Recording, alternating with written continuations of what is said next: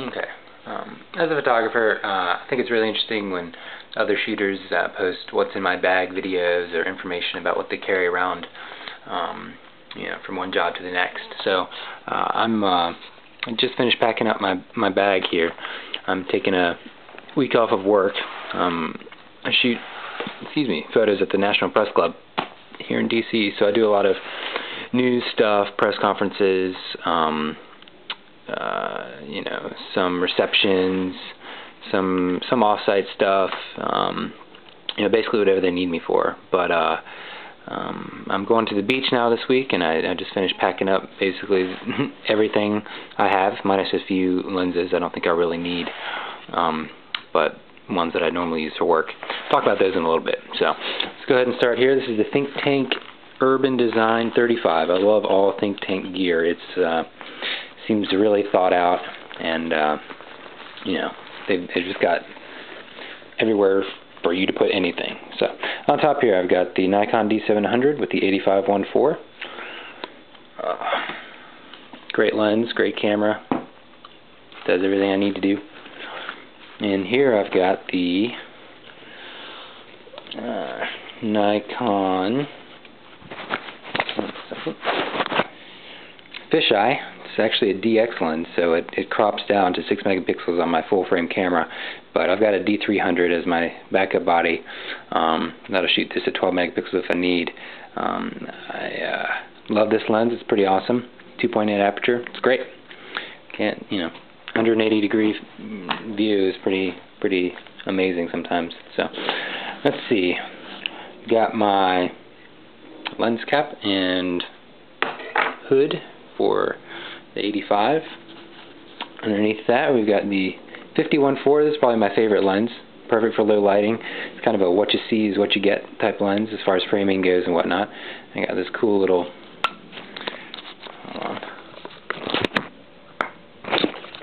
this rubber hood that pops up and then pops back down. It's great. So let's see. Got a lot more in here. Got the SU-800. It's the commander for the Nikon flashes. It's usually on my camera body, triggering some of these flashes that I've got. This is the SB-900. I keep the dome on here just kind of for travel purposes. I don't usually have it on when I'm shooting anymore. And it's got this nice little contraption here. This also comes off, but it holds gels and things like that. If you need to add some mood lighting or correct your ambient light in the room. So anyway, it's a great flash. It's humongous. I had a little trouble fitting that in there. It makes things pretty tight. And it doesn't help that I've got another one. So packed the exact same way.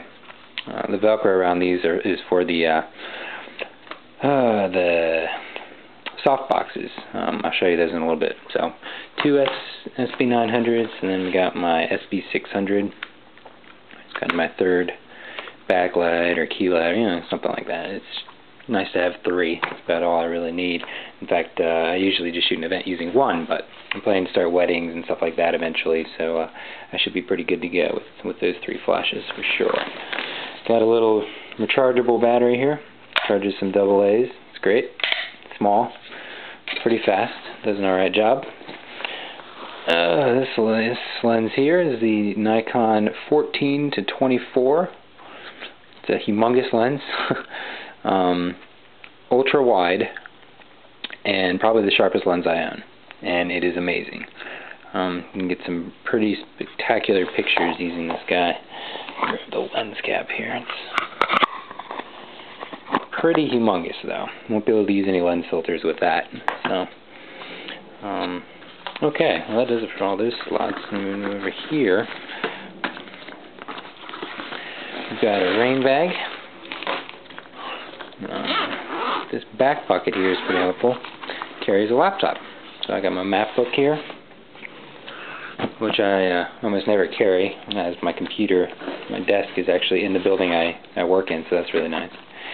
Okay, here's some LumaQuest softboxes. This is the original one. It's pretty small, but does a really good job of softening the light, which kind of velcros on top of the flash there. LumaQuest softbox 3, same idea, just a bigger bigger surface space, softer the light. Alright. Around the front here I've got snatched in actually an extra bag. This is one I just picked up. It's called the Shoot Sack. Designed by a photographer who was kind of fed up with having to carry a camera bag around when she was just, walking around with her camera already in her hand and needed something to hold her lenses. So she designed this bag. It's got 6 different slots, and it's very stretchy and very durable. It's kind of a wetsuit-like material. But it's built specifically just to hold your lenses, your flashes, and maybe some your wallet and things like that, but not a camera body. Not even close. But because of that, it can be really thin. It kind of form fits to the back of your body when it's on, and it's a lot easier to carry. It's a lot better than carrying this thing around, So, got my little lens cleaner there. This front pocket